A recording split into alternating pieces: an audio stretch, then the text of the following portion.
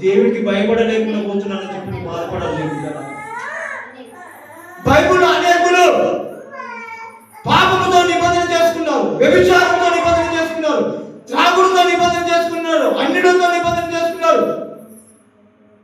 పాపిష్టి మనసులతో దేవుని భయం లేని వారితో నిబంధన చేసుకుంటున్నారు. భయంకరమైన విషయం ఏంటంటే కొందరు మరణంతో నిబంధన చేసుకున్నారట, మరి కొందరు పాతాళముతో నిబంధన చేసుకున్నారట, మరి కొందరు సాతానుతో నిబంధన చేసుకున్నారట, మరి కొందరు చీకటితో నిబంధన చేసుకున్నారట. దేవుడారా, వాటిలో నుండి విడిపించబడాలంటే నీ మనస్సు మార్చుకొని దేవునితో నిబంధన చేయాలి.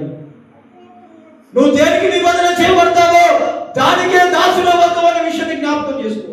నువ్వు దేనికి నిబంధన చేస్తావో దాన్నే నువ్వు పొందుతావనే విషయాన్ని జ్ఞాపకం చేసుకో.